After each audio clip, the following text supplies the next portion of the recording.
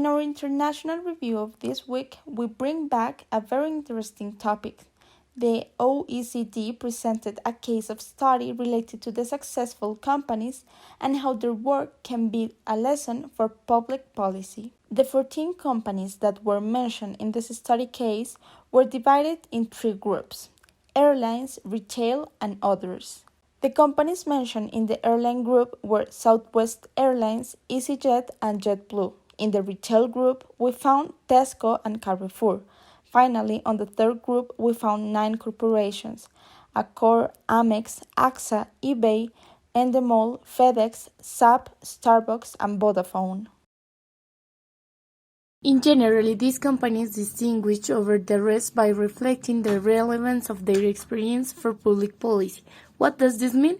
Does the organization have identifiable external and internal drivers of success which enable the impact of the public policy? However, as in every situation, there is always an exception, and in this case, it was the low-cost airline JetBlue because they have reflected how a new growth industry evolves continuously after the impacts of initial policy interventions. Another common characteristic between the companies is the rapid growth in revenues. So, in the table, you can notice effectively that 2/3 of the company have growth rate of 20%, such as JetBlue, eBay, SAP, Starbucks, and Vodafone.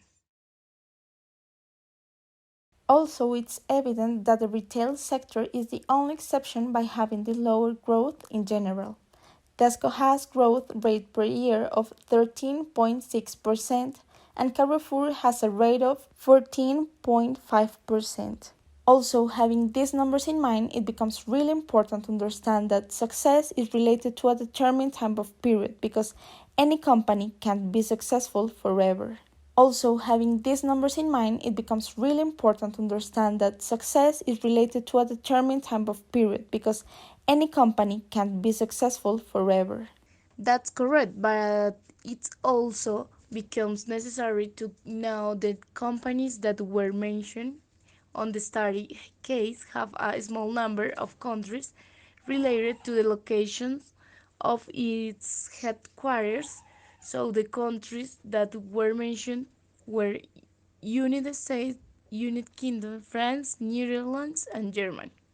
Besides, it's really important to understand that how of the organization of this study derive most of their revenues and their workforce outside the origin country. So their results are also directly related to their impact and scope because of their global reach.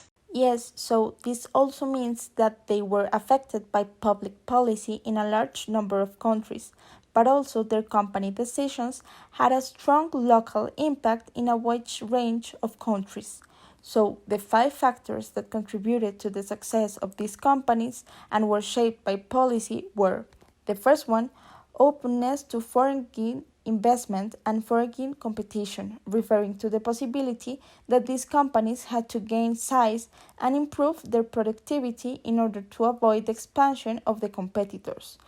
So, an example of this aspect that was mentioned was Carrefour case that determined its company strategy based on embarking on a massive expansion to avoid the takeover of Walmart. The second one was regulatory quality and reform, and with this aspect the study made reference to the possibilities that the regulation provided to the corporations by facilitating the entry of different firms in a range of very different sectors.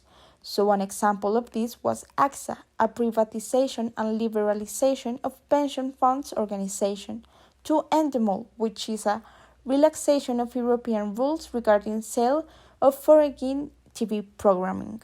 The third factor was the significant investment in research and development, and in the study case, the company that was identified as a heavy investor in this sector was SAP, whose expenditure for research and development was 9.5% of the revenues in 2002. The fourth factor was the access to risk capital and was shown as the key factor in order to promote higher investments for companies that depended on new technology development. The fifth and final factor on the public policy was the participation in industry networks, and in this factor, eBay was the example because the company emerged in the middle of world's most significant ICT cluster.